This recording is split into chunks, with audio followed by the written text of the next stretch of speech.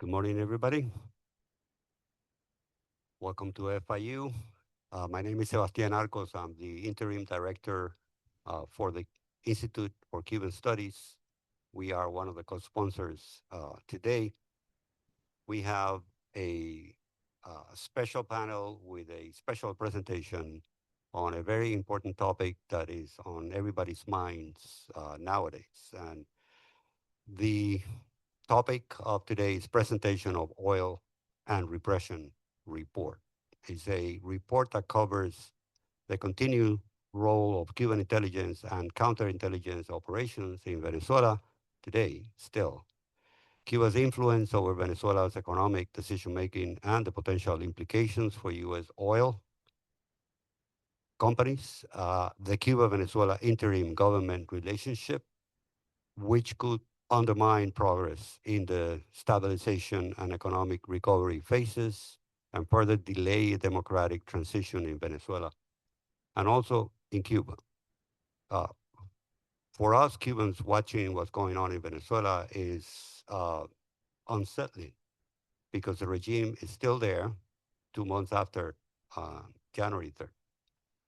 And this report is important not just to understand what's going on in Venezuela, but also to understand the potential implications for regime change in Cuba, uh, or lack thereof, depending on which way it goes, if the same model is implemented in Cuba as it was in Venezuela. We have a stellar cast, uh, beginning with David Smolansky, who's going to be presenting the report. Uh, he's the president and founder of the Miranda Center for Democracy and deputy director of the Con Venezuela presidential campaign, representing Democratic opposition leader Maria Corina Machado and President-elect Edmundo Gonzalez.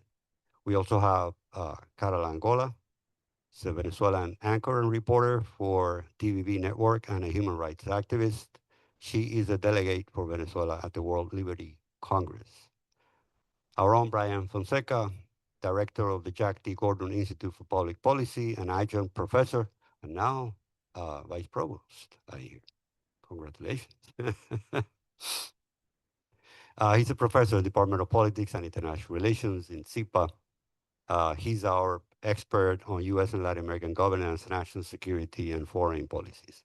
Eduardo Amarra, also our own professor at FIU and CIPA, will be the moderator today. He's a professor at the Department of Politics and International Relations and director of Latino Public Opinion Forum. A political scientist with extensive experience analyzing Latin America and Caribbean politics, including U.S.-Cuba relations. And then we're closing with Tony Arastazu, Senior Regional Director for Latin America and the Caribbean. With this, I give the floor to David for the presentation. Thank you very much.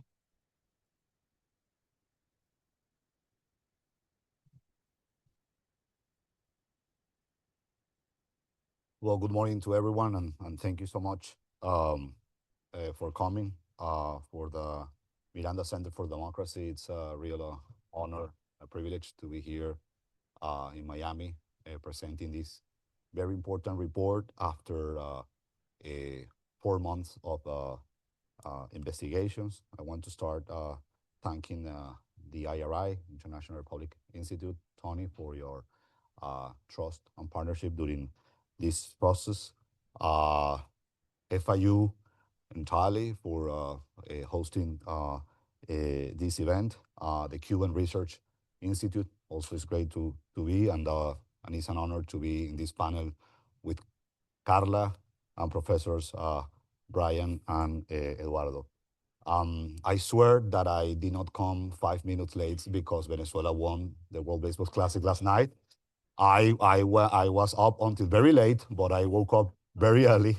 But I was not expecting that parking here was more difficult than the celebration that we had last night. So, but we are world champions in baseball, so I couldn't start without saying that. So yes, so we are presenting today a very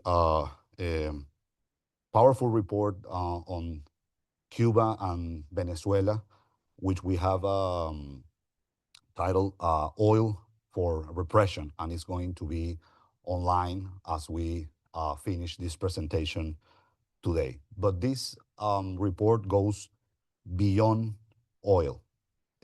It's a story about how a nation's wealth, in this case, Venezuela's wealth, was weaponized against its own people. For nearly 3 decades, Venezuela did not just export crude, it exported survival for a dictatorship, Venezuela's regime, but also Cuba's regime. Venezuela sent for 26 years and 11 months exactly a, an unthinkable amount of oil barrels a day that you're going to see later. And in return, Venezuelans suffer one of the most sophisticated repressive apparatus in the history of Latin America, and currently one of the most sophisticated uh, mm, globally. Um, we want to hear also to be clear on how Venezuela funded its Venezuela's regime since Hugo Chavez funded its own invasion from Cuba since the days not only of Chavez but obviously Fidel Castro. So I will start with you can help me. I don't have a clicker with the next slide. So as I said, this is the title of the report. You can go to read it, all the report on mirandacenter.org. Literally after this presentation at noon, you could download it. I have some slides that we prepare for you as a support, but obviously we will encourage you comments, Q&A, and the panel that will start in a few minutes. The next slide, please. So this is the most important conclusion of our report, among other very important information that we found, as I said, after 4 months of investigation. 63.8 billion was the cost of repression in Venezuela. For many years, it has been said, including sometimes the opposition, when I say this is maybe 10, 15, 20 years ago, that the oil that was sent from Venezuela to Cuba was for free.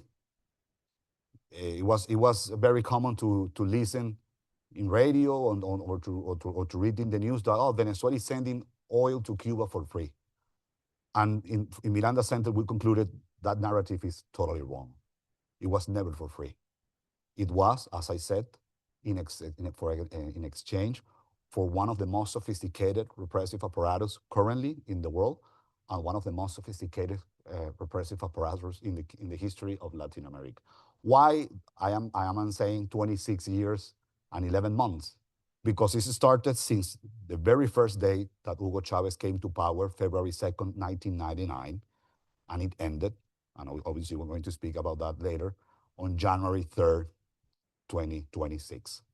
Um, so in these almost 27 years, not only it was the scent of it was the oil that was sent to Cuba, but also different infrastructure projects, the build of Petrocaribe, and everything was legally framework through bilateral agreements between Cuba and Venezuela that I have to say, because it's very difficult to have access to official data, that when we do a study of all the bilateral agreements that have been signed between Havana and Caracas, at least 2,000, listen to this carefully, 2,000 bilateral agreements were signed between Venezuelan's regime and Cuban regime, that includes energy, education, health, sports, and everything. But it was a camouflage for the repressive apparatus.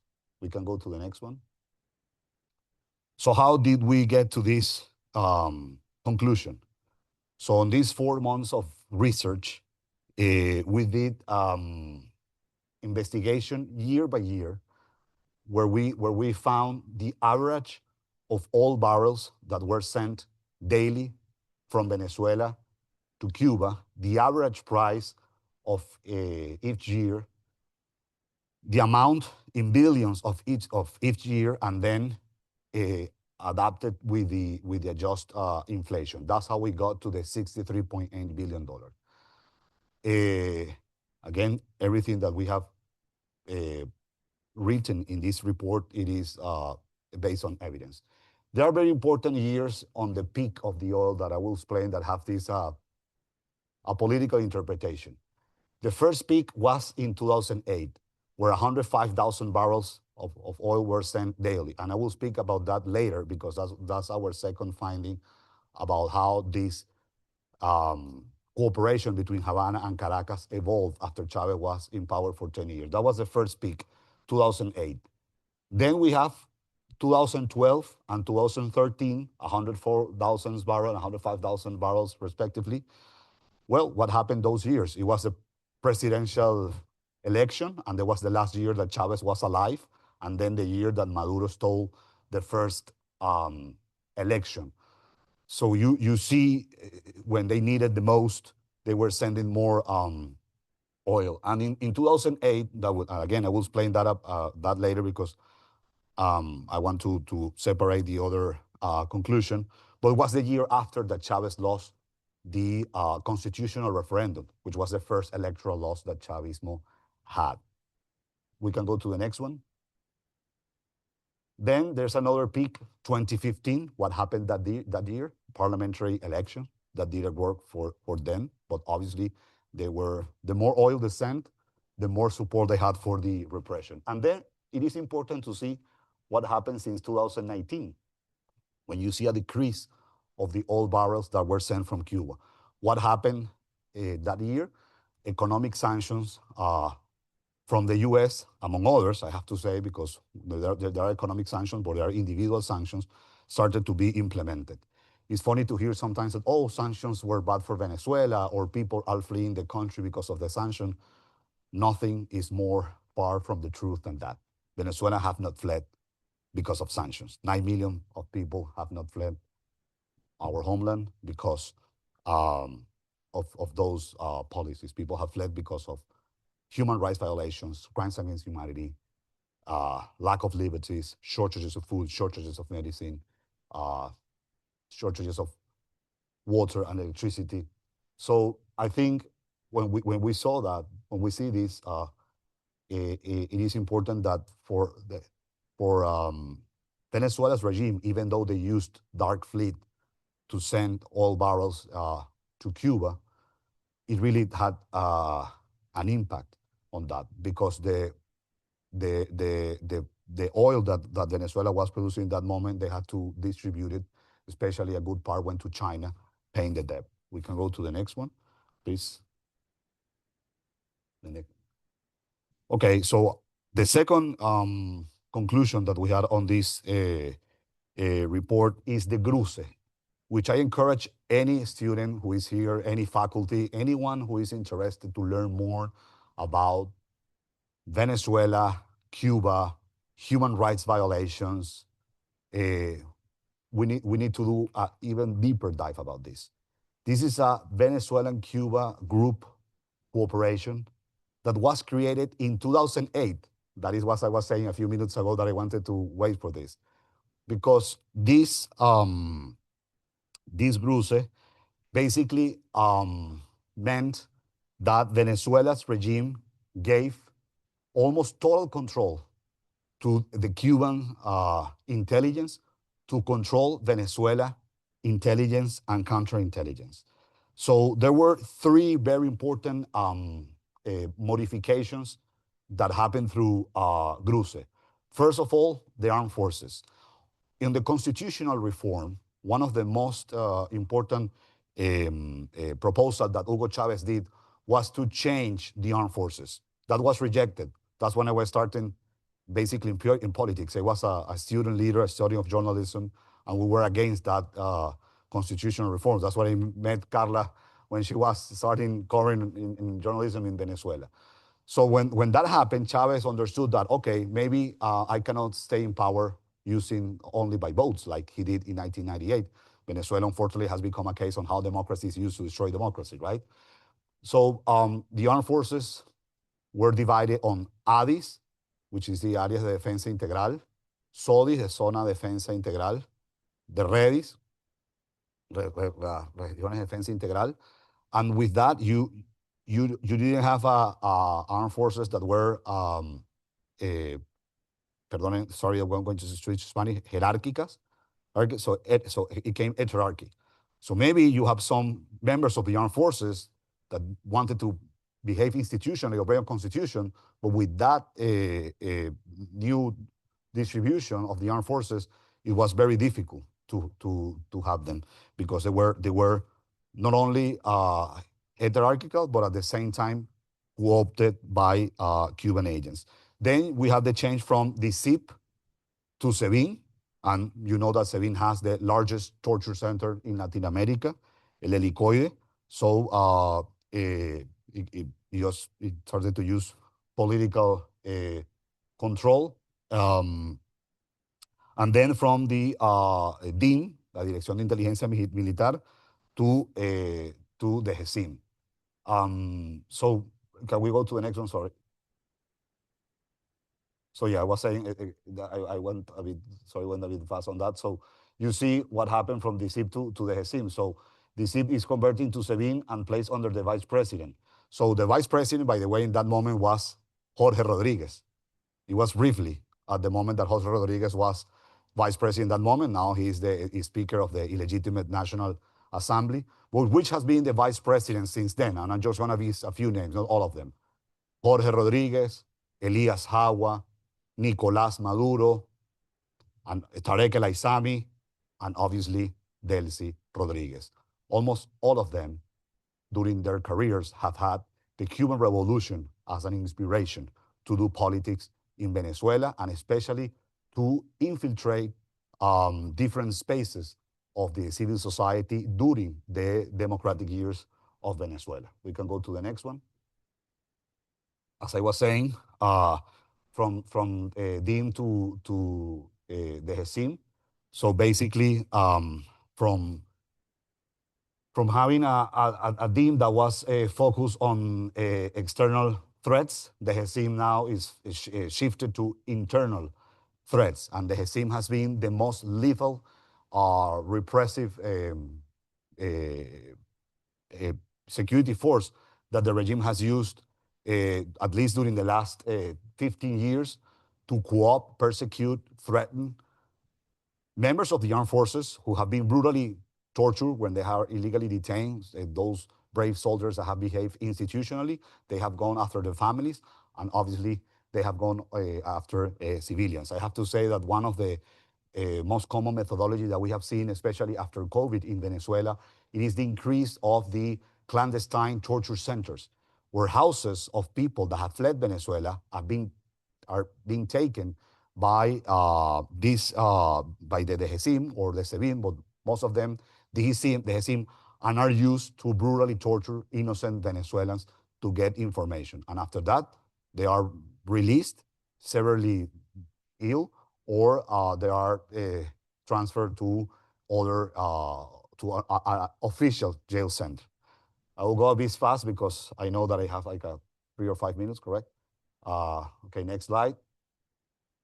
So the human cost of this brutal model, it has also been reflected on the United Nations fact-finding mission report that has concluded that SEBIN and the GESIM have conducted, as we all know, illegal detentions, torture, and other cruel treatments. We can go to the next one. It is estimated that since 2014, more than 20,000 innocent Venezuelans have been illegally detained. And let me add something very important about the fact-finding mission.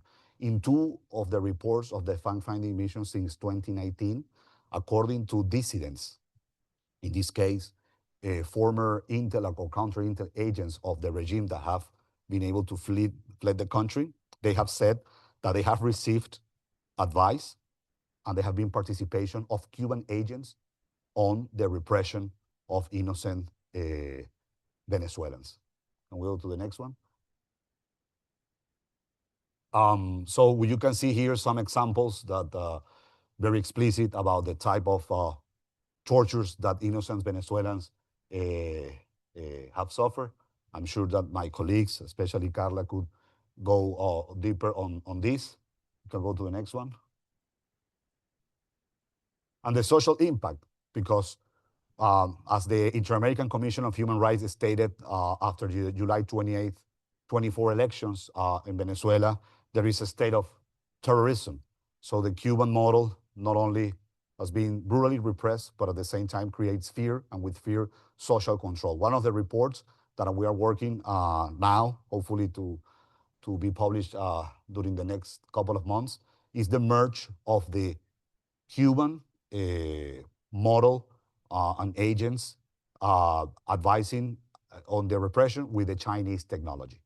Actually, our first report was on the Chinese technology and how the Chinese technology, softwares, cameras, among others, has been used by the armed forces, by telecommunications institutions, and security forces to surveillance Venezuela. And there is a merge because they get the technology from China and the human capital from Cuba. This is estimated. This is something also difficult to evidence, but it's estimated that close to 20,000 Cubans have been deployed in Venezuela since 2019. I'm not saying that all of 20,000 are now there, but in these 27 years, 20,000 Cubans have paseado por Venezuela.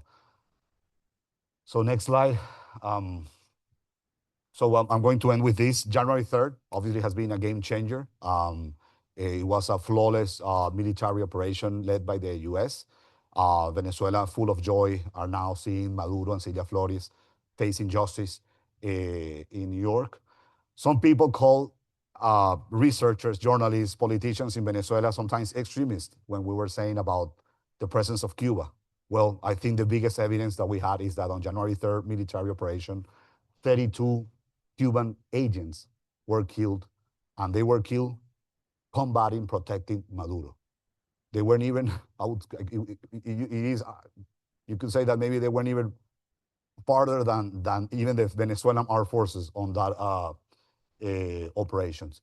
The next day, the Cuban regime released a statement calling to every Cuban in Venezuela to go back, the so-called professor, teachers, nurses, or doctors that, as I said at the beginning, most of them were camouflaged as a Cuban as agents or intelligence, counterintelligence, were called back. So it was very important. But we want to say that there's still a repressive apparatus in Venezuela. There are still very eh, eh, dangerous members of the regime that are still running the repressive apparatus, such as Diosdado Cabello, Gran Cuartiaga, Rodriguez Cabello, who is the head of the SEBIN, and to guarantee a fully democratic transition in Venezuela, it is crucial to dismantle this repressive apparatus. I will end saying that for me, this is not only important because I've been in exile for 9 years and I've been working for democracy in Venezuela since I was 2021 when the Gruce started. But at the same time, my father fled Cuba and he's in Caracas right now.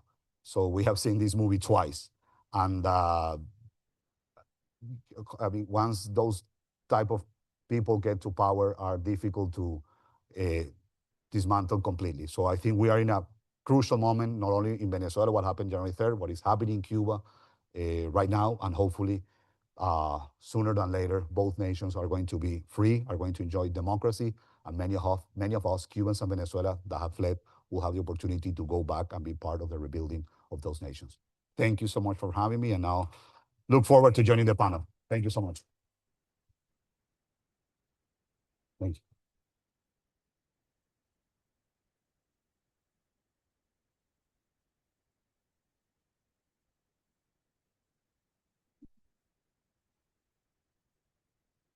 Well, thank you very much, David, for that report.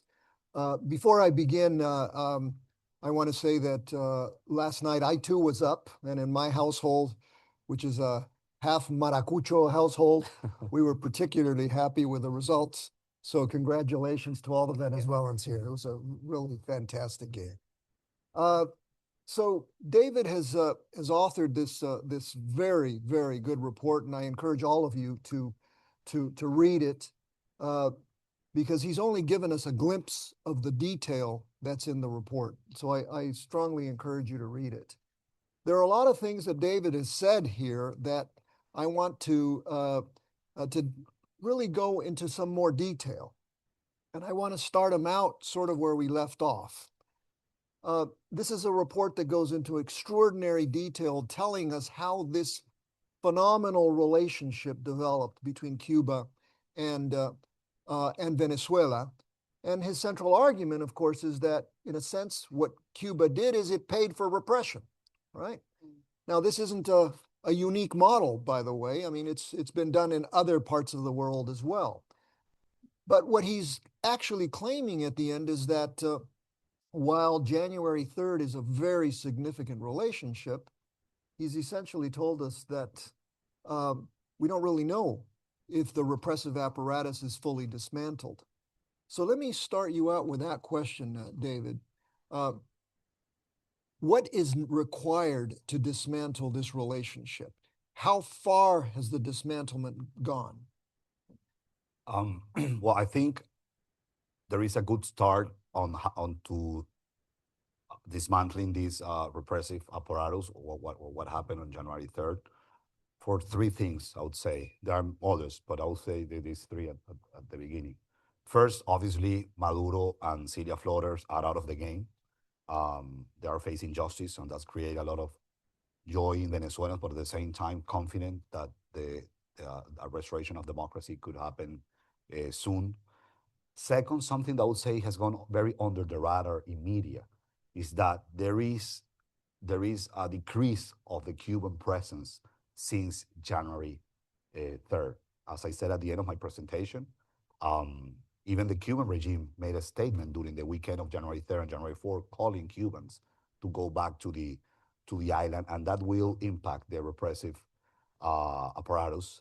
Third, people are losing fear in Venezuela again. We're seeing now almost every week a protest that it was not seen for years, from students, from unions.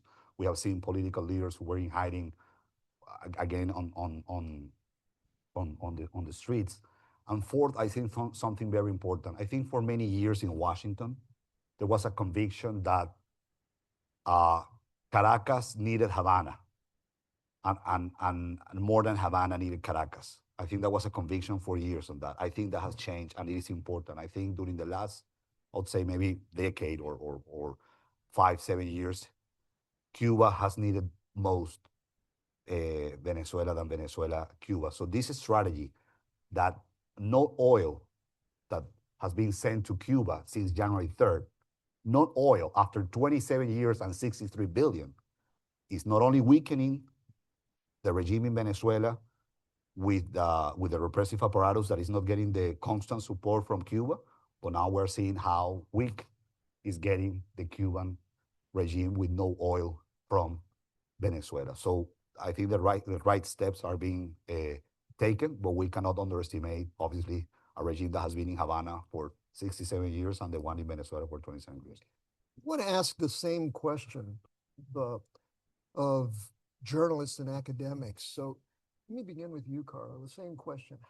How is this going to be dismantled? Well, I have to say sorry in advance because my English is like Celia Cruz used to said, is not good looking. I will be reading my notes if I may. But I want to start with this example that it will be, I think, pretty revealing for students. Talking about the repression that David was mentioned, and this happened just a few months ago. The DGCIM accused a soldier of being subversive just for wanting to start a career in a university, which to the regime is considered aligned with the opposition. They tied him up to a chair, beating him and breaking two of his vertebrae. This is just one of the many examples of their torture methods, along with hangings, as David said, asphyxiation with plastic bags, extraction of fingernails, among other human medieval practices. Nevertheless, Cuban in the 60s, went through a lot worse experience. But I want to add this other case. The brutal torture against Captain Acosta Arevalo was so evident because he was nearly dead when he was taken to court, that the regime had to accept this atrocity and accuse 2 agents for this crime, but the majority of the tortures executed by the DGCIM never come to light. And we have to take that in mind. Talking about, I want to talk about the risks, because Professor Gamarra said that I'm the optimistic panelist. And yes, I am. But I can see the reality, and I think that the cartel remains as a cartel. And I want to add this, what happened just a few hours ago. Maria de Los Angeles Castillo, a former political prisoner, was detained at a checkpoint in Táchira, just right now. And really, we don't know if she was trying to leave the country because she has family abroad, but the court has told her she had no restrictions. And of course, this is cruel. It's re-victimizing, it's torturing and prolonging the suffering of every innocent person.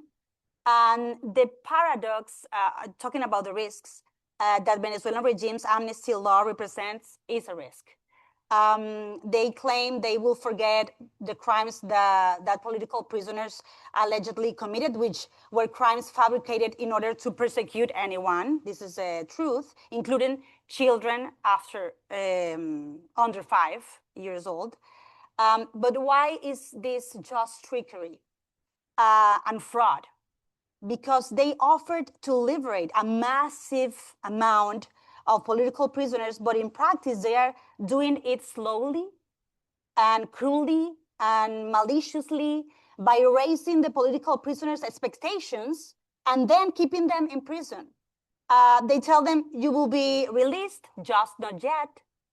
Or they also tell them they will be forgiven, just not everyone. And as they did with Perkins Rocha, he is a lawyer, Maria Corina Machado's lawyer, and other members of her team as a revenge. And they just said yesterday that 24% of the political prisoners will not be forgiven.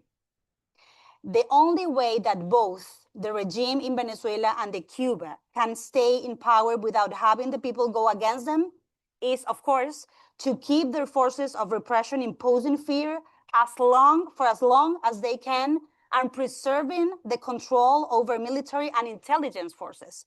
And the imminent risk for them exists too. They are confronting a risk, is that both regimes are besieged by the US armed forces. In Venezuela, there is widespread discontent from both people and regime militants who now see them as quislings, who are traitors that collaborate with their enemies. This is like an irony. This is what we call we can call that like the 3 missiles against Cuban and Venezuelan regimes. United States, people, and the Chavismo and Castrismo, outraged by the cartel's submission to Trump. And for example, I will finish with this, Iris Varela, one of the regime's cronies, in a public meeting with regime followers, found herself loss of words, because when she tried to explain the contradiction of how the US attacked the regime directly, and therefore Delcy Rodriguez welcomed them with open arms in Miraflores at the US free will. This is, of course, a contradiction, and she couldn't find the words to explain that. Well, thank you very much for that explanation, but it really kind of leads me to ask Dr. Fonseca a difficult question, and I'm sort of going off the script here. They're all difficult questions, but you get the most difficult one. Given what Carla has described and what David has told us in the report, I mean, David has essentially told us that the repressive structure is still in place. Carla has just told us that the repression continues, right? Is the U.S. complicit? That is a tough question. I mean, look, I'm gonna do my best to get to that. I'm gonna build off the first question. as David pointed out, I think the relationship between Cuba and Venezuela has been institutionalized. I mean, that's the problem. And the challenge is for, certainly deeply the last decade, the United States has had no leverage on the ground. January 3rd changed that sort of context. The US is now in the process of acquiring leverage. The Cuban interventions in Venezuela has long been sort of documented evidence. David points that out, and it's been deep, it's been institutionalized. And so the way that the United States does that, and this may not be welcome news in Miami, but is slowly and over time. I mean, it's now an attempt to recapture space and security institutions and political institutions and economic spaces. And so I think, the sort of thinking from the White House, my interpretation, at least from the thinking of the White House, is that this is going to be a valley of transition. It's not going to be fast. There was no immediate, dethroning the regime and putting democratic opposition in power. And I think the purpose of that was to not see the country further devolve into civil conflict, just because security institutions and democratic opposition have, tremendous distrust for each other. And that would have been very difficult to see change overnight. And I think the United States' intent, while there's a myriad of interest there, restoring democracy over the long term, I think is in the U.S. interest. And so this idea of complicity in the United States, I mean, I think right now the United States has very limited leverage, like deep leverage in the country to shape, an immediate reversal of that. I haven't seen evidence that the United States is willing to put a tremendous force. I mean, the United States is not interested in putting an enormous amount of boots on the ground. It may send some technical advisors, and we're starting to see some thawing of relations between U.S. and Venezuelan security institutions. And I think it's the recapturing of that space and pushing the Cubans out and sort of changing the sort of repressive facing nature of the regime is going to be done over time. There's going to be a desire by the United States to moderate or neutralize hardline voices and the most repressive elements of these regimes, while attempting to rehabilitate and recalibrate the institution back towards the democratic rules of the game. But I think the problem is that's going to be a slow, progressive path, because I don't think the United States wants to deal with an implosion in Venezuela, right? It's now busy in other parts of the world. And the same can be said for Cuba. And the reason why I don't think you're seeing, the U.S. is fearful that the Straits of Florida are going to be flooded with Cubans trying to come to the United States. And so I think there's this calibration the White House is doing. We want to get it to the point of breaking without breaking it. We want to get it to the point of breaking so that we can shape and influence the outcomes. But we don't want to have to, invest massive amounts of blood and treasure in, dealing with humanitarian crisis that come out of us breaking it. So I think this is the dance that's going on now and the calibration that I'm seeing coming out of the White House. Thank you. David, let me take a different tack to that very same question, which is also implicit in your report, right? I mean, this is a long-term proposition that the administration has told us about, and especially Secretary Rubio, right? Stabilization, reconstruction, and transition down the road. And one of the things that was implicit in Dr. Fonseca's answer is that stability is so important that we are working with basically the remnants of the repressive regime, right? So two ideas here that I'd like your take on. One is we are now in charge of oil, right? And we are funding the Venezuelan regime with your own oil, right? Is this not just another version of Gruce, only the Americans are the ones on that side? Well, I wouldn't say it's the same. It's the same version of Gruce for I would say a couple of reasons. One, we've been told that all the money that it's getting to the regime, there is a lot of monitoring on how it's going to be spent, because obviously we're talking of a regime that is a kleptocratic regime, and probably one of the most corrupt globally in recent times. Second, again, I think we're going to see a progressive decrease of the repressive apparatus with the absence of Cubans. That might take time. But on the three steps that National Security Advisor and Secretary of State Rubio has mentioned, which is, as you said, Professor, it is the stabilization, engagement and transition, they overlap, and he has said it. And I think probably the most important, in my opinion, statement that Secretary Rubio said, it was the last week of February during a CARICOM meeting, which I have to remind that CARICOM has been very supportive of the regime of Venezuela for more than the 2 decades, that he said, quote, to legitimize this process in Venezuela, it needs to have a free and fair elections. And I can tell you that the overwhelming majority of Venezuelans not only reject Delcy Rodriguez and this regime, but are ready to vote anytime to elect a democratic leader. Another thing important that I didn't mention in the first question, if I may, I think there's a credible threat that the regime in Venezuela is facing like never before. Mm-hmm. I think the regime underestimated for years that nothing's going to happen to us. We're in a new world, that the US is not going to do anything after Iraq and after Afghanistan. We are in a comfort zone here with Nicaragua, with Cuba. We can expand this model to other countries in Latin America. We can bring external actors from Latin America, such as Russia, China, Iran. It seems that will end. It seems, at least. They have a credible threat. Just days after the January 3rd military operation, seeing the CIA director face to face with González Lopez, who is one of the most brutal torturers in Venezuela, they're saying, okay, I could end any time where Maduro is.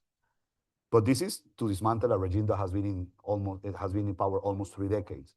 But it is happening progressively, but it has to happen. Obviously, Venezuelans are not going to be sitting on the bleachers waiting everything to happen. There is a need of very proactive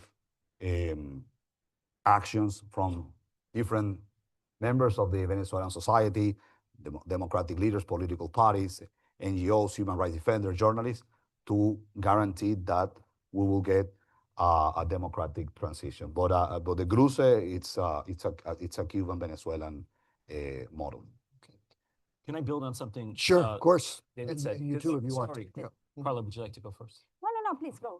I mean, I appreciate what David said. I think he's right. I think that the challenge that, I think elections are in the cards at some point. I think right now the U.S. is focused and obsessing about, again, acquiring leverage on the ground.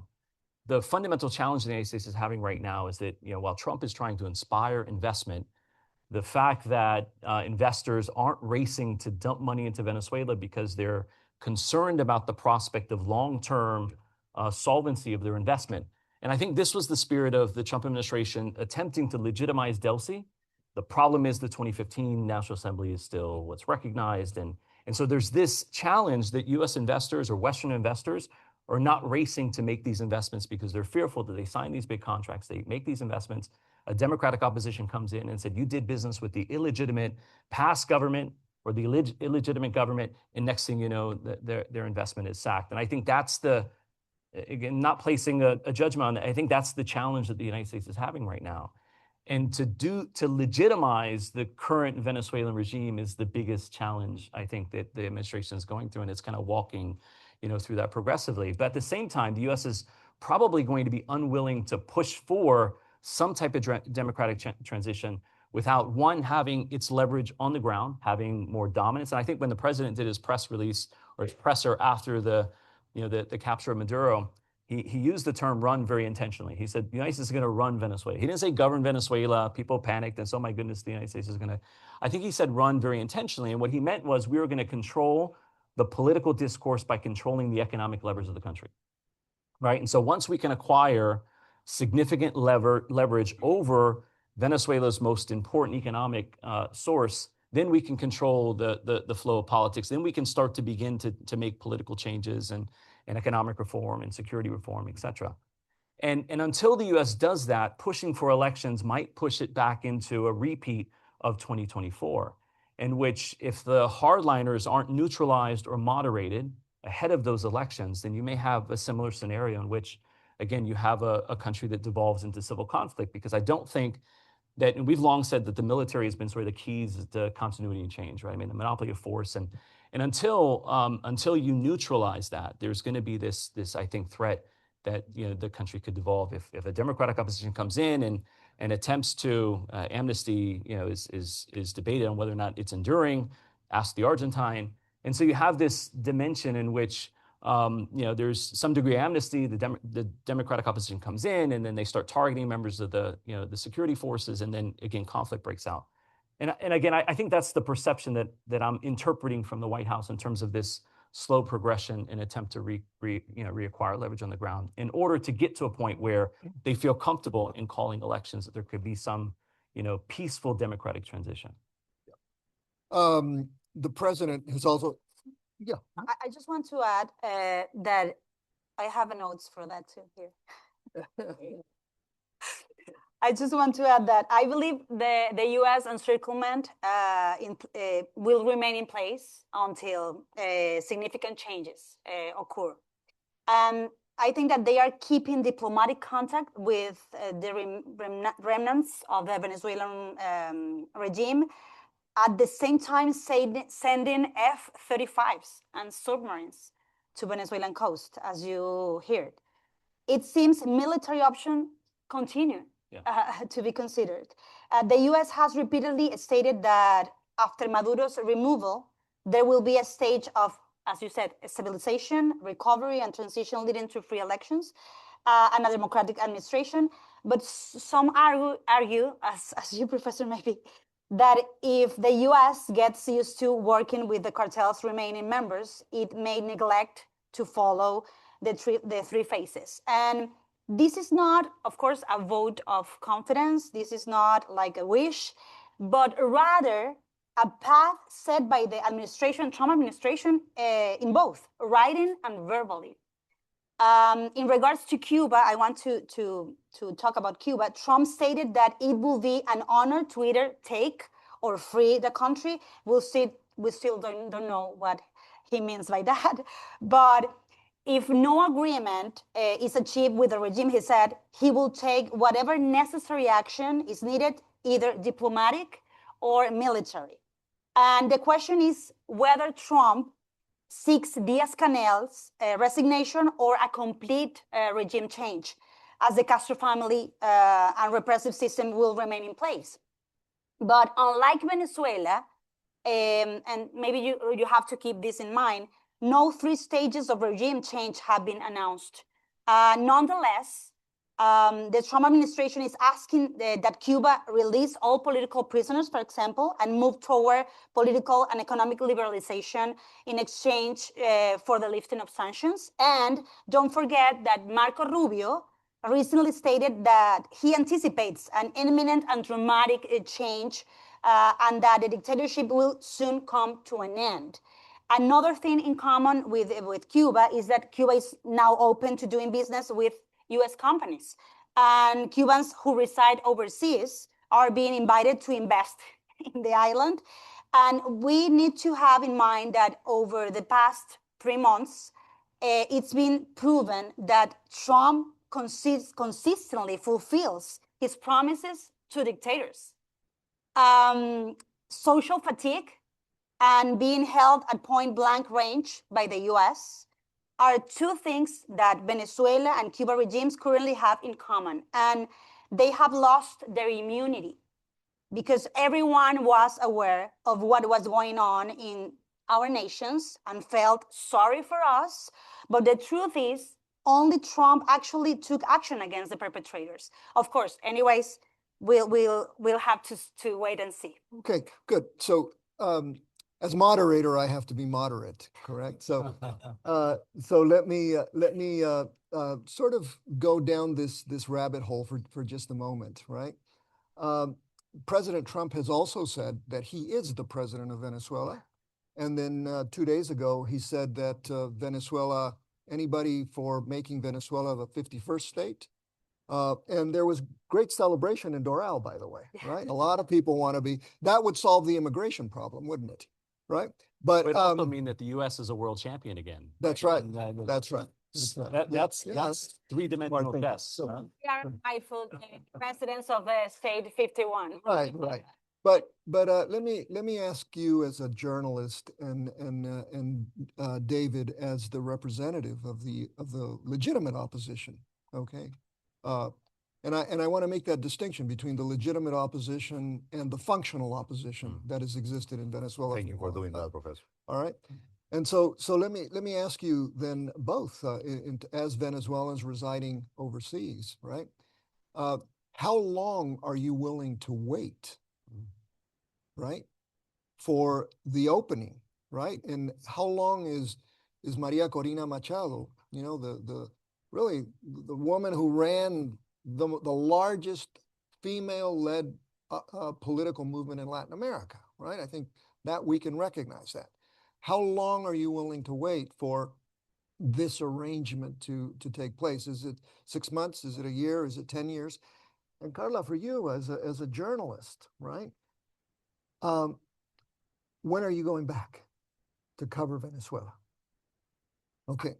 Okay. All right. So I don't know who wants to start first. Well, so regarding that, the first question, Maria Corina Machado has been very clear that she will go back to Venezuela soon. I think that you cannot doubt on her word. She has proven that she's from out of this world about facing any challenge. We saw it when she went to the primary in 2023. We saw it after she was illegally banned for running and she endorsed Edmundo Gonzalez and we won on July 28, 2024. And we surprised the world with the voting tallies. And the voting tallies showed that Edmundo Gonzalez is the president-elect and obviously Maduro was illegitimate. Then she was in hiding for 16 months. Then she said that she was going to receive the Nobel Peace Prize in Oslo, and she made it. Then she said that she was going to meet with President Trump in the White House, and she met with President Trump. You saw what happened in Chile last week. She will go back. Don't have any doubt about it. Obviously, for the strategic and security reasons, details are not going to be given, but that will happen. Obviously, Professor, as Venezuelan, we want to have a fully democratic nation as soon as possible. But at the same time, we need to understand that transitions are complicated, and especially at the beginning are messy. We might not be on the ideal spot, especially after all these years fighting to have a nation with not only democracy but rule of law, liberties, human rights, freedom of expression, but also the sacrifice that has been made for millions of Venezuelans. One of the things, sorry about the anecdote, one of the most moving things for me yesterday when we won the World Baseball Classic was seeing families with video cameras celebrating with your parents are sitting in Venezuela, your grandparents that you went for the first time in the stadium in Caracas, saying that we did it. We won the World Baseball Classic. And we were not together with our family in that moment, but at the same time that united us.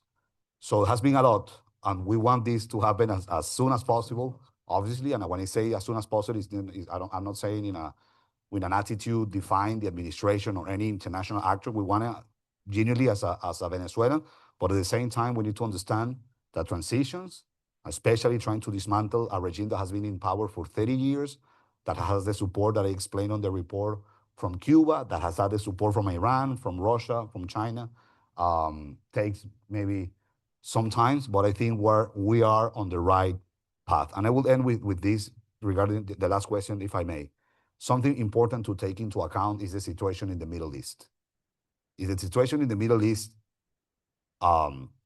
gets more complicated and it gets longer, well, the oil from Venezuela becomes more important. Venezuela doesn't have the capacity to jump from 1 million oil barrels a day to 2 million oil barrels a day or 3 million oil barrels a day, but it became more importable.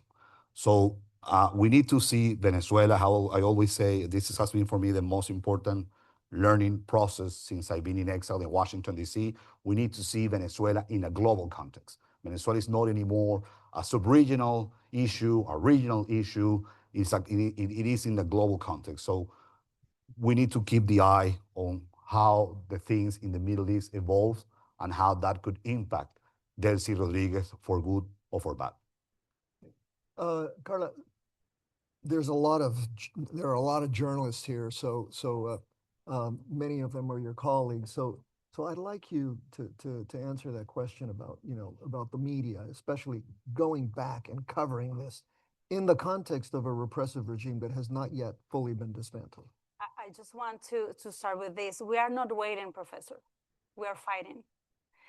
I was talking with David the other night on Sunday, and we were like again going to this guilty that we have in the beginning of this exile, because we were here and we were not there. But thanks to all the Venezuelans abroad, I think that we get to this point, because inside Venezuela, there is maybe now you start seeing signals of defeating the censorship and self-censorship. But during these 12 years that I have been here, if would have not be for the media outside that we had to create from scratch, all the protests, all the speeches, all that we have been denouncing, that leads us to this point, to see Maduro in jail. Now do you understand your role in all this long-term period of dramatic and tragic? And just now, it's true that there was not no significant protest in Venezuela for over a year, but just this week, there was transportation strike, protests demanding higher wages. And another sign of change is the attitude with which political prisoners are leaving their cells, asking, tell me what I should do now, or what role do I have in the transition? I've rested too much in prison. And I think that people, Venezuelans, are the key factor here, because we are not waiting for Trump to do something.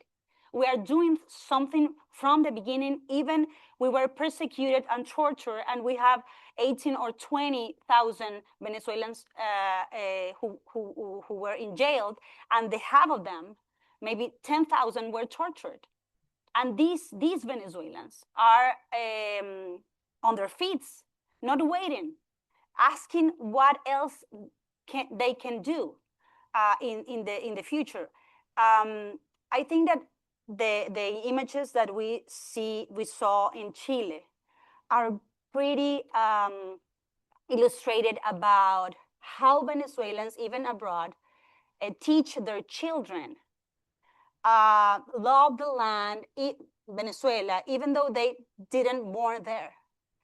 And the same fascination that the kids had about Maria Corina Machado as their parents has is the most powerful proof of how Venezuelans, even though we have been fighting against a cruel and I don't know, this is the word in English, sadist regime, the love of our country, our hunger for freedom is a mechanism that push us to keep in a way to desire something, to achieve something. And of course, before January 3rd, we wouldn't have 600 political prisoners released. And January 3rd changed everything for us. It's like a door that opens the big change, the big opportunity. And you have to take in account that it has been 26 years, 27 years. But since January 3rd, it's only 3 months. We are not like pressuring Trump for a quick outcome. We know that it has been difficult. We are talking about 27 years. 3 months is nothing. And in another hand, you can see like Venevisión or some kind of radios is starting to speak up after 20 years of censorship or self-censorship. I'm not saying that they are heroes right now, because it looks like 20 years were nothing and 20 years were too much. But it's a sign. It's a sign that you have to take in account. Great. Thank you. Let me, because I'm looking at Sebastián Arcos here as the director of the Cuban Research Institute, and Tony from IRI, right, our two co-sponsors. Before this will be the last question, and I'd like a round here. You've talked about 27 years, and the Cubans are talking about 67 years. So what lessons from the three of you can we learn now from what has happened in Venezuela to the Cuban transition? Okay, and is the Delcy model applicable in Cuba, I guess? Shall we start with you, David? Well, for me, both, definitely, because I have a house in Havana as well. Well, I would say that there is an important difference. I always speak this with my dad. He says, that Venezuela had 40 years of democracy. There was a very prosperous economy, stable democracy. Cuba has not had a democracy, and that is a very important difference. Not underestimating the efforts of Cuba. I'm just trying to be here and put it on a concept nowadays. And unfortunately, Venezuela became a case study on how democracy is used to destroy democracy, because Chavez went to power using democratic tools. And once he was elected, he destroyed the country. To some academics say that even Venezuela could be recognized as a failed state. So taking that into that difference into account is that in the case of Cuba, I think there is an opportunity to found its democracy, to create its democracy. And for many years, el Pacto de Punto Fijo, the Pacto Punto Fijo agreement in Venezuela, was attacked. But when you see the Punto Fijo agreement in Venezuela in 1958, it was a reference of democratic understanding, a truly democratic understanding, in a moment where in Latin America you have plenty of dictatorships, civil wars, hyperinflation. Europe was devastated or was trying to recover. So I think Cuba needs to that. With that, I saw an accord that was signed, I think 3 weeks ago, and that's a very important. Second, there cannot be space for repressive apparatus. That needs to end, and they have to face justice. Criminals cannot go with impunity. They have to face justice. We are living in a modern world. Many of the digital infrastructure that both regimes are using, as I said at my presentation, comes from China, even comes from the Iran we have found in Venezuela, like the drone technology for civilians, or from Russia. You need to replace that immediately. And that's one of the things that a new government in both countries could do quickly. Replace that software, replace that technology from nations aligned on your values, on democracy, rule of law, and liberties. Guarantee free and fair elections. I think both countries, Cubans and Cuba and Venezuela, need to guarantee that Cubans who are in Florida and might not get back, or Venezuelans who are over the place, could vote and could have a voice to elect a new leader. And the transversal area for me in all of this is rule of law.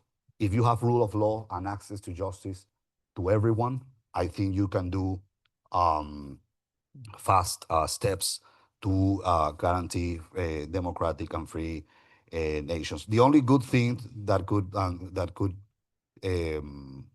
happen or could give us this access of Cuba and Venezuela is that if you frame them together also to free them and to encourage democracy, you can do it both at the same time.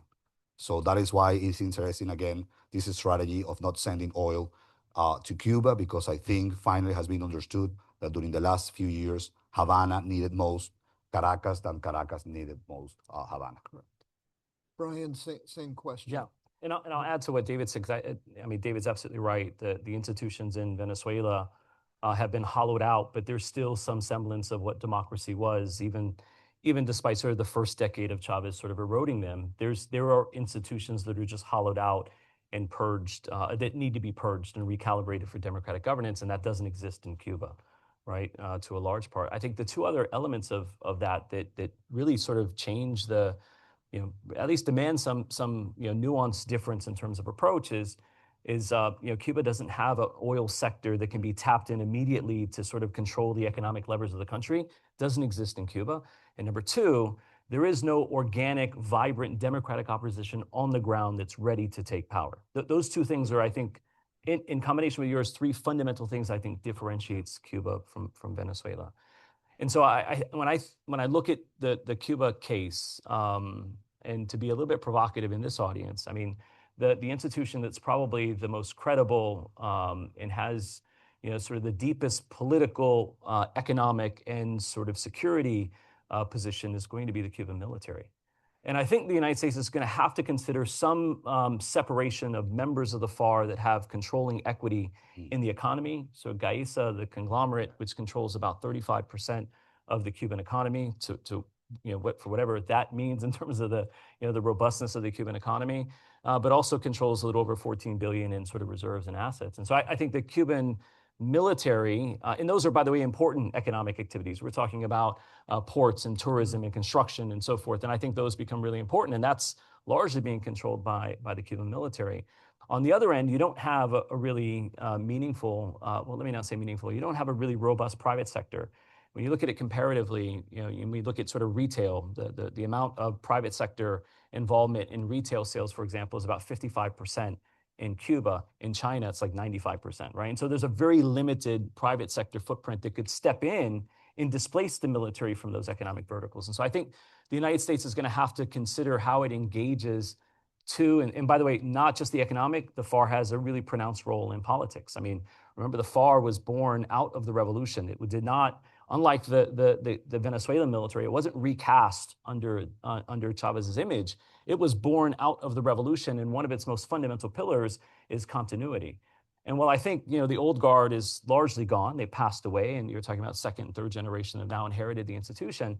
This institution and its equities and economy have given it sort of this dichotomy, which on one end, highly ideological and sort of an important political pillar, but on the other end, pragmatic when it comes to economic matters and sort of managing economy. And so I think the United States may have to engage through the military in ways that it's able to separate key members of the FAR from the institution itself, akin to like a Poland post-Soviet collapse, in which those may become the members that champion some type of transition in play that might go long term.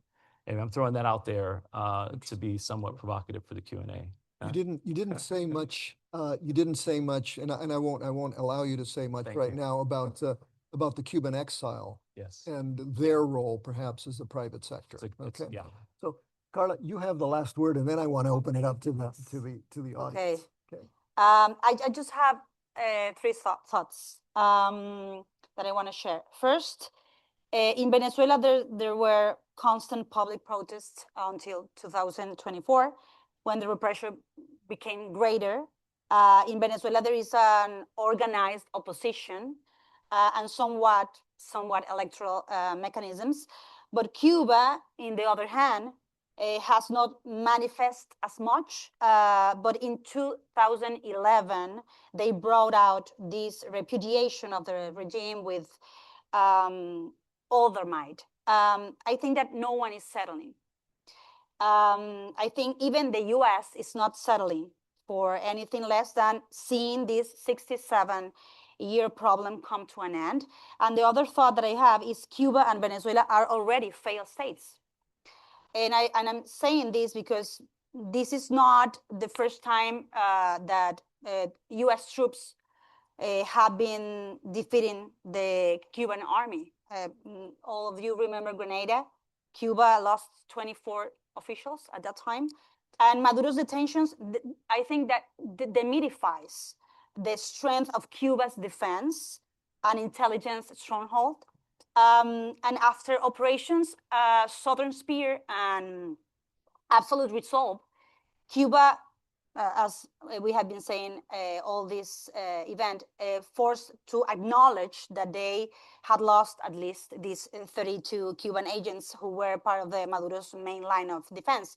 But Mike Pence in 2019, I think, classified Cuba influence over Venezuela as maligned.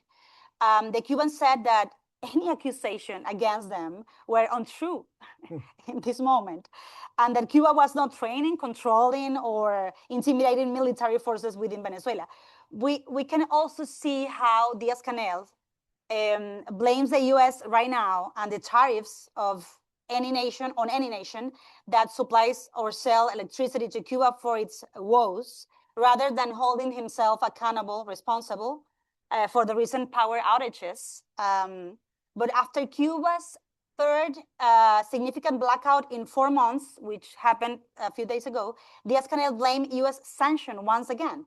However, it's never been about the money, and we have this in mind, because Maduro was their cash cow for a long time, and they have always have energy shutdowns.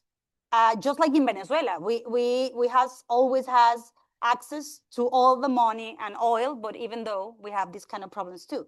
This is just another example of the pattern these regimes follow, which is to never take responsibility for the actions. They keep people in poverty and misery so that their only goal is to survive, of course, diverting their focus from the government exploitation of the nation.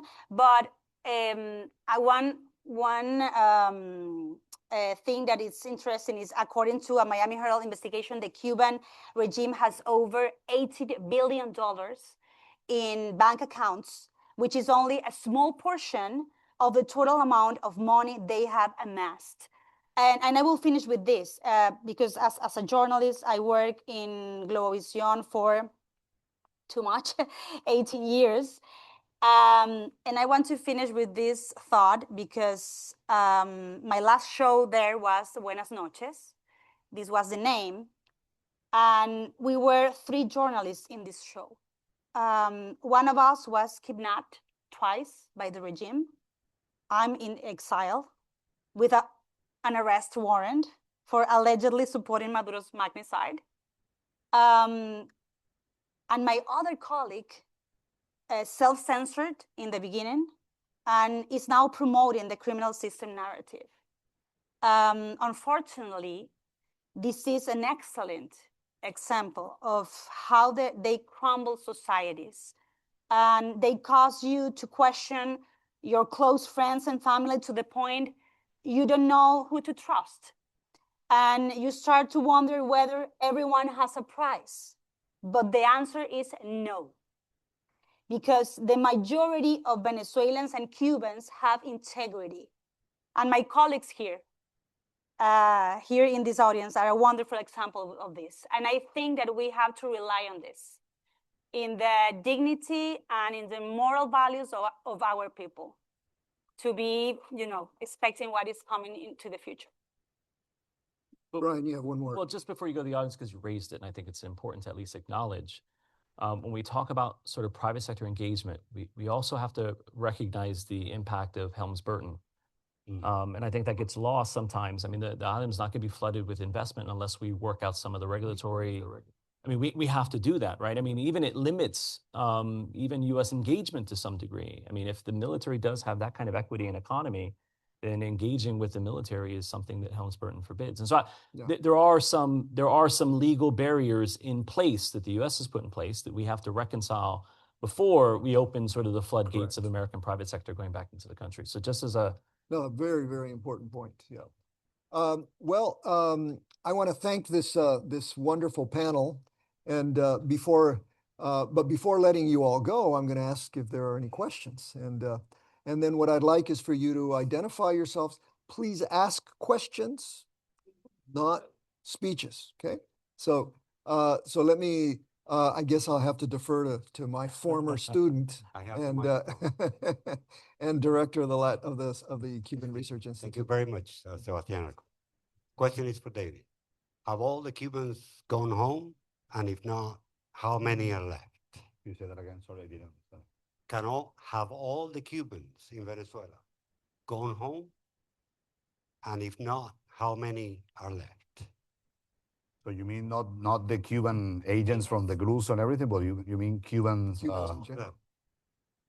So as I said at my presentation, it is estimated. Again, this is an estimation because obviously there's no transparency at all with these bilateral agreements. That probably 20,000 Cubans sent from the regime were deployed in Venezuela in 27 years.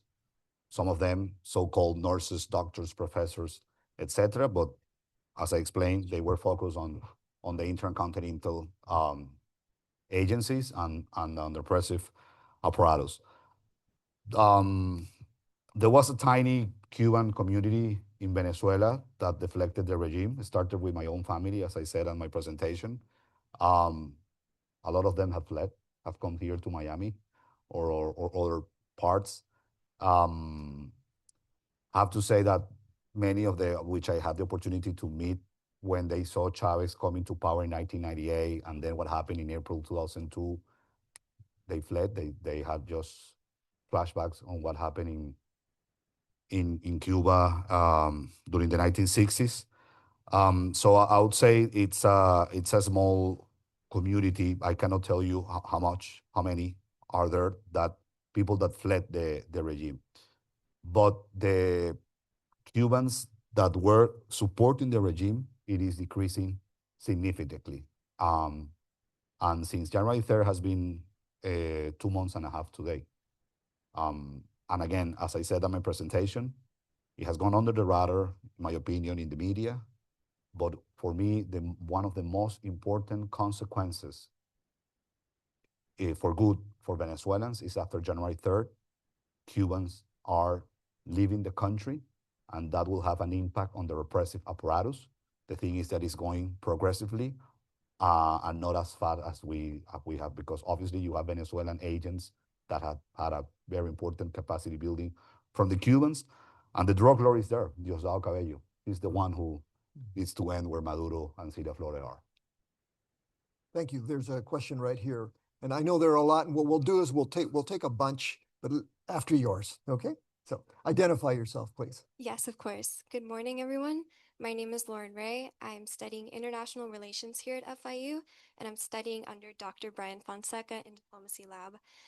Me and my peer Fabian, we are researching the rebuilding of democratic transitions in Venezuela, specifically from a case study point of view. So Poland, Chile, Panama, and Iraq, drawing the successes and failures that could be applicable to Venezuela. And we're doing so over three main reforms: economic, military, and internal security. My question is, Venezuela has to be very strategic in the order in which it implements these reforms. Without internal security and stability, economic prosperity could be very limited. Political and military reforms would have to pace each other to ensure that democratic oversight is both prevalent within the institutions. Although these will all occur concurrently, what order would you suggest these to occur? Well, will I take it? I Okay. mean, Carla, So again, transitions are complicated, and especially at the beginning are messy. They're very good examples that you mentioned. I think Iraq is not the case that Venezuela should implement, because in the case of Iran, Iraq armed forces were completely dismantled. However, we need to do a very deep reform on the armed forces. One of the first things, for example, the armed forces cannot vote anymore. At least that's my position. Second, we cannot go and vote having armed forces taking custody of the poll centers. That's the most civilian act that a person could make. And then the armed forces need to understand that they have to follow the orders from the civil leader. They have to behave institutionally. They have to obey the constitution, and they are there to protect the people and the territory. As I said earlier, rule of law is key on this. That sometimes that's complicated when we have with the wealth that Venezuela has.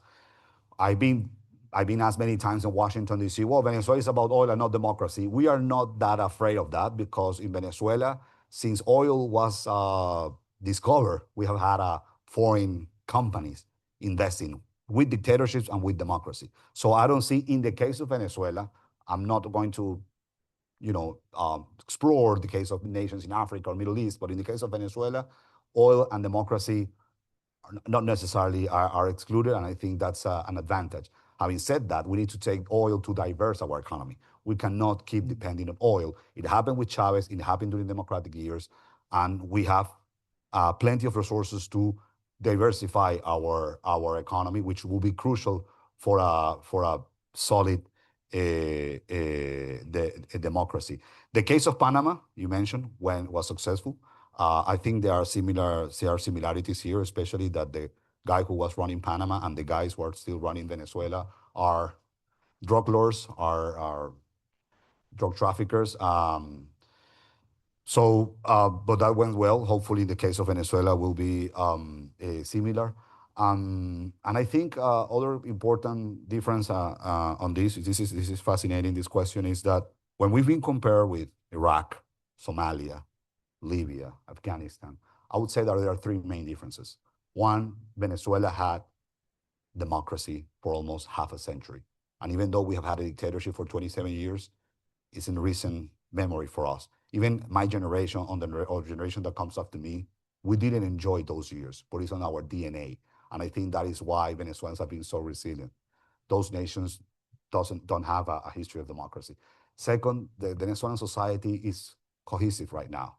There's no the clashes that you saw in Iraq, for example, because of ethnics or religions, or this. It's not the case of Venezuela. And third, Professor or Dr. Fonseca mentioned that there is a legitimate leadership in Venezuela, I have to remind that, with Maria Corina Machado and Edmundo Gonzalez. One of the problems that you have when you start a transition is that who is the leader? Who is going to take charge of this? In Venezuela, there is a leadership that was not imposed. It was elected by the people, not once, but twice, on the primary in 2023 and the presidential election in 2024. And that's give us hope for a successful case of transition. Great. I don't want to cut the Sorry. answers off, but since he's your professor, Oh. you don't get to cheat that way, right? But I was going to say, I asked you the question. But so what I'm going to do is I'm going to take 3 questions and then have one round, and then we'll have one more round after that, because it's already 11:30 and we were supposed to end at 11:30. So with the authority of the, are we okay with the time? No, nobody's going to fine us or anything? Okay. I love Miami. If I was Right. in DC, I Yeah. wouldn't be out already. They'll turn it on. Yeah, they will. As soon as you start. Okay, so again, identify yourself and no speeches, but just questions, okay? Good morning. My name is Michael Litke. I'm an audit student here. I have a degree in international relations. I don't mean to douse your glowing optimism about restoring democracy in Venezuela. I 100% support the cause. I unfortunately am extremely cynical of the Trump administration, and I don't trust anything that they have to say, particularly with regard to their commitment to Venezuela. As you can see, they've already moved on to the Middle East, and they came into re-election based on domestic policy to restore America, to make America great again, and to stay out of unpopular foreign interventions, which he has repeatedly done. So I honestly don't think that Trump is going to come back to help Venezuela. So my question is that within the next 5 years, and I'm asking from your professional expertise, not from an emotional standpoint, but do you genuinely foresee that within the next 5 years that Venezuela will be able to restore free and fair elections and restore their democratic system All right, without American intervention? great, thank you. Who's next? Oh, right here, right here, yeah. Right behind you, right there, great. Hello, my name is Moira Rauch. No, you will. I'm going to take 3 and then we'll get an answer. Yeah. My name is Moira Oh. Rauch. My husband and I work for Telemundo NBC. We have a long career of working with my husband, especially with Voice of America, CNN, Univision, Telemundo. So we have a lot of years, and we are from a generation of Venezuelans, both of us. born in Lagunillas, my husband born in Caracas. So we know how it feels.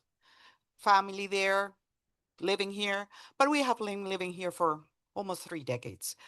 I have two questions. One, the Ali Moshiri came last week in the Wall Street Journal regarding being an informant of the CIA. The impact on the oil dealings with Chevron and Maduro and Chavez during his time in Venezuela. I know his wife. We went to school together. And the second is what's the impact of CVG, Corporación Venezolana de la Guayana, for the coming back of and the control of the uranium, which are our neighbors for my father. Well, my father's passed in Caracas. His apartment was looking at the Iranian embassy. So we have a situation with the Iranians and Iran currently, and how is this going to be solved? Okay, question number two. One more question, and let me get the gentleman with a tie there. He wore a tie this morning, and I think, oh, there's a couple, but He deserves so right. I wore a tie on purpose just so that I can ask my question. My question is more to the point of the existing remaining regime. What is the role, and perhaps David knows this answer, what is the role of the Maduro family in the existing government? Some months ago, one of the sons or the son of Maduro was crowned as the king of religious affairs, and they passed the law 170 on religious persecution or control of religious affairs. So the question is whether he remains in that role as the crown prince of religious persecution, or is there really some changes taking place within the existing government? We didn't get your name or affiliate. I am Teo Baboon. I am a president of Outreach Aid to the Americas. We're an international NGO. So we have three questions, and you can either take take one, two, or all of them. But I think you know. I just want so to we'll add start with something about the Cuban agents in Venezuela, because Delcy Rodriguez a report said that maybe she changed the first line of defense. They are not Cubans, they are Venezuelans right now.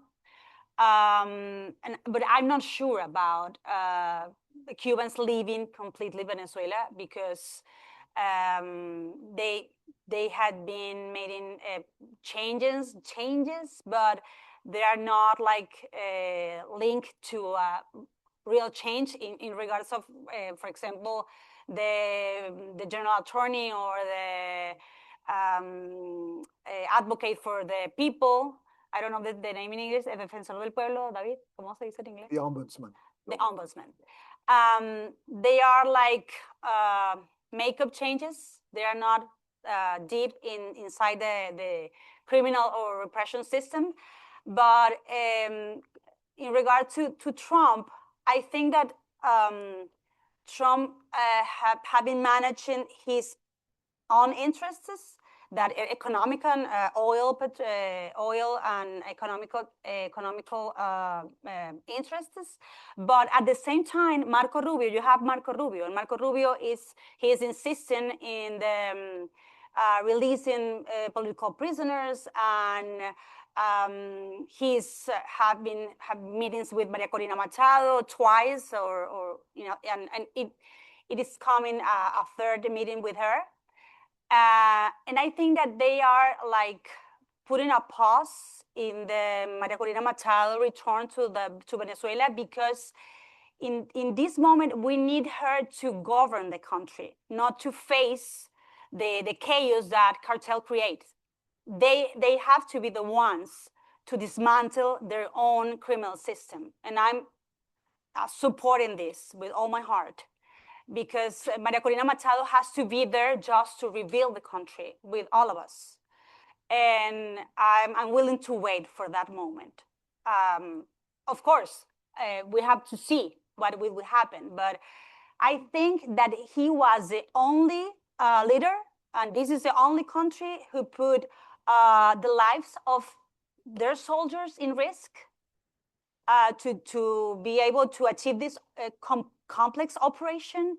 And you have to take that in account because, of course, for them, he's a trafficker.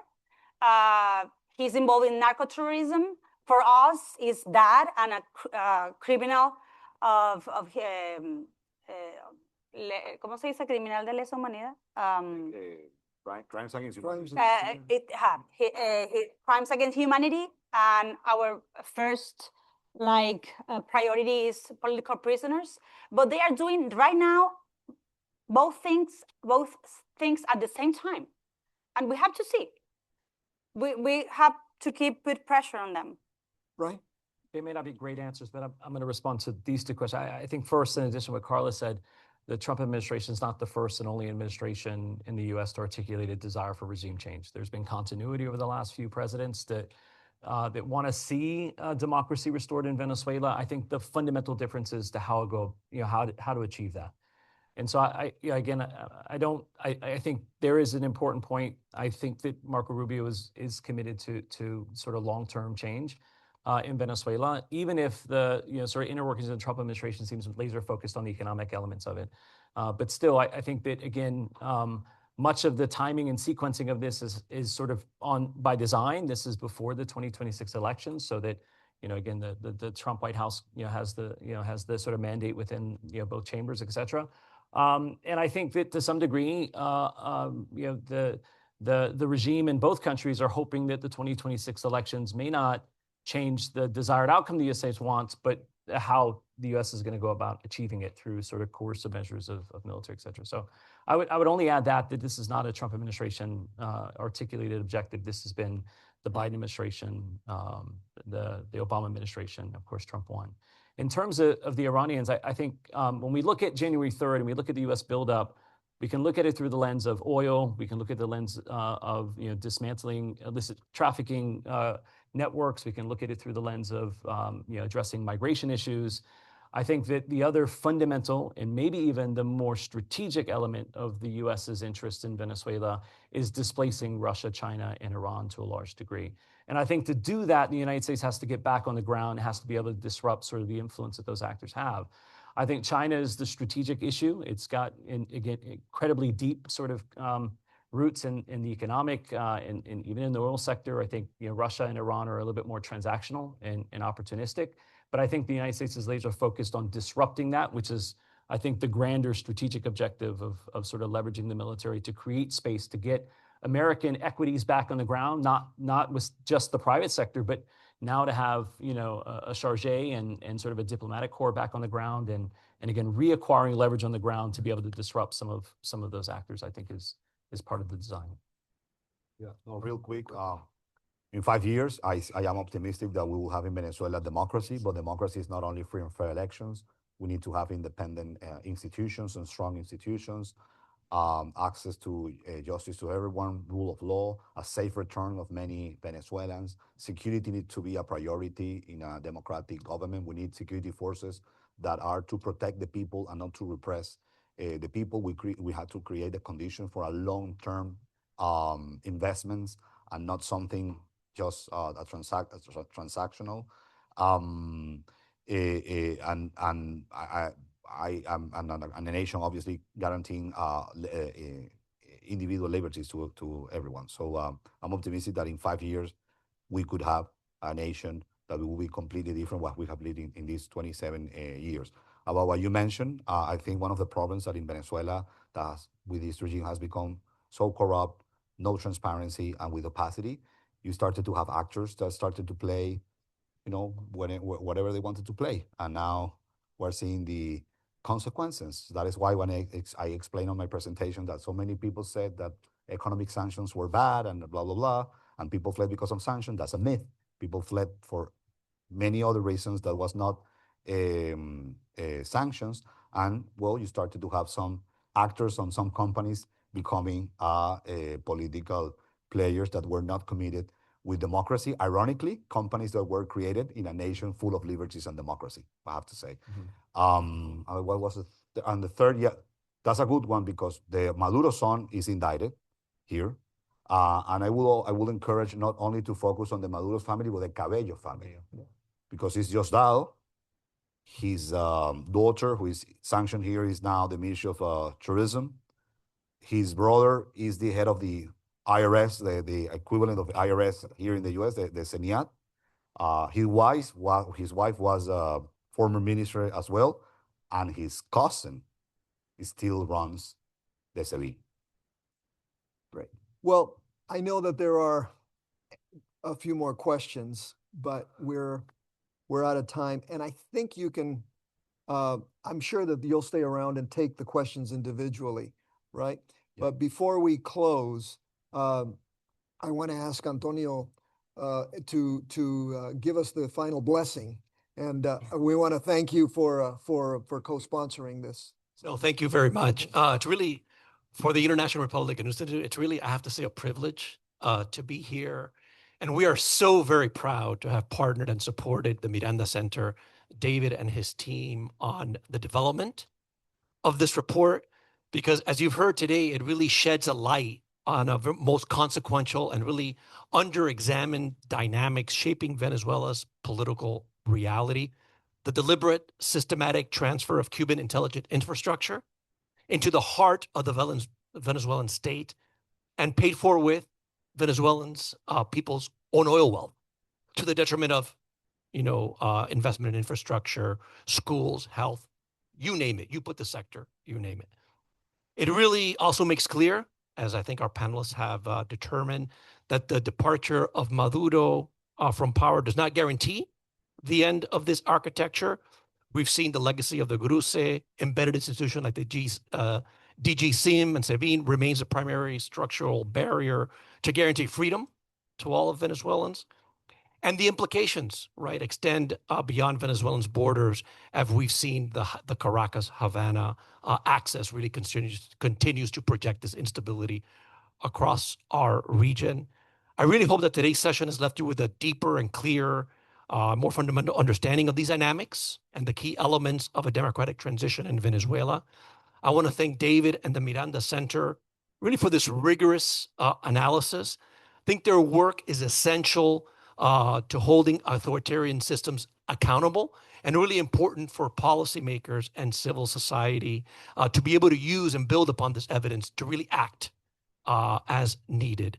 Of course, I want to thank the panelists. I want to thank Carla Angola, a tremendous partner for many years, Dr. Fonseca and Dr. Gamarra for their tremendous participation. I want to thank Sebastian and the Cuban Research Institute for this collaboration and partnership.